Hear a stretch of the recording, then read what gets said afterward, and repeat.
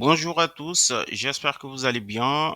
Bienvenue sur votre chaîne leader, La Lumière des Infos, la chaîne qui vous parle du sport en général et du football en particulier.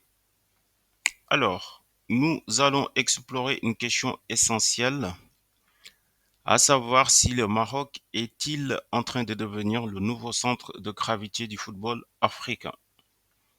Entre infrastructures modernes, diplomatie sportive, formation des jeunes et enjeux cachés, le royaume chérifien semble redessiner les équilibres du football continental. Mais que signifie réellement cette montée en puissance? Quels sont les impacts pour l'Afrique? Et quelles sont les limites de ce modèle? On décrypte tout ça maintenant. Alors, le Maroc a investi massivement dans ses infrastructures sportives. Les stades de Tanger, Rabat, Casablanca, Marrakech, Agadir ont été rénovés pour répondre aux normes FIFA.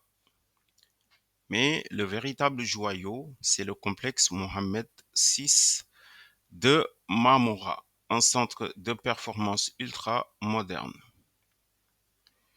Il regroupe des terrains d'entraînement, un centre médical, des salles de musculation, des espaces de récupération et même des chambres pour les joueurs.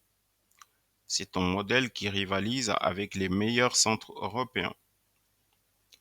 Il est utilisé par les sélections nationales, mais aussi pour des stages de formation, des séminaires CAF et des événements internationaux.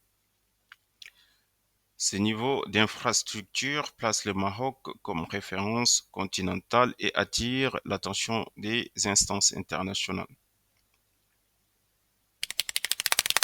Alors, le Maroc ne joue pas seulement sur le terrain, il joue aussi sur le plan diplomatique en accueillant la CAN 2025, le CHAN, la CAN U17, U20 et les finales interclubs. Le Royaume se positionne vraiment comme acteur central du calendrier africain. Mais derrière ces événements, il y a une stratégie: renforcer son image de pays stable, moderne et ouvert, créer des alliances au sein de la CAF et de la FIFA, se présenter comme pont entre l'Afrique et l'Europe, notamment en vue du Mondial 2030 co-organisé avec l'Espagne et le Portugal. Le foot devient ici un outil de soft power, un levier d'influence géopolitique et économique. Alors, au niveau de la formation, le Maroc ne se contente pas d'organiser des compétitions. Il prépare l'avenir.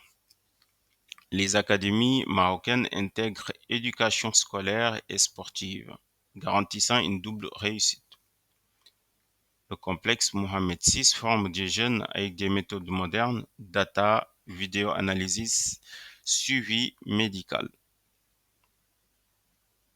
Le Maroc développe des ligues U17 et U19 structurées, mais des calendriers réguliers et des compétitions de qualité. Il entretient des liens solides avec les clubs européens, facilitant la transition des jeunes vers le haut niveau. Aujourd'hui, le Maroc devient une passerelle pour les talents africains tout en renforçant ses propres filières locales. Alors, pour les enjeux cachés, est-ce que le Maroc ne risque pas de monopoliser l'organisation des grands événements au détriment des autres pays africains? Ça, c'est une vraie question.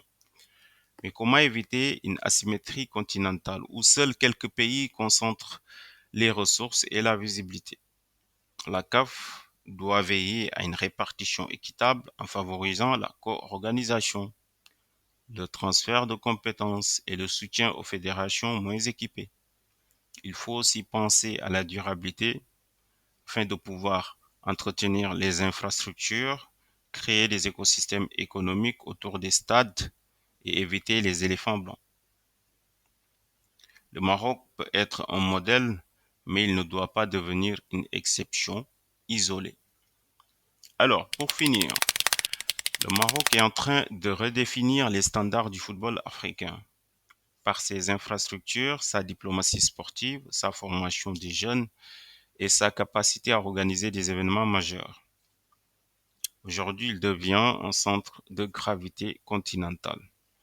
Mais cette dynamique doit être partagée. L'Afrique a besoin de plusieurs pôles forts capables de collaborer, d'innover et de faire rayonner le football africain dans le monde. Le Maroc ouvre la porte et la voie. Maintenant, ça sera à l'Afrique de suivre ensemble. Il y a l'Afrique du Sud qui avait commencé avec la Coupe du Monde. Bientôt, en 2030, le Maroc va prendre la relève. Espérons de voir peut-être d'ici quelques années que d'autres pays africains prennent le relais. C'était tout pour ce numéro d'aujourd'hui. Je vous souhaite de passer une excellente journée et à bientôt pour un nouveau numéro. Au revoir.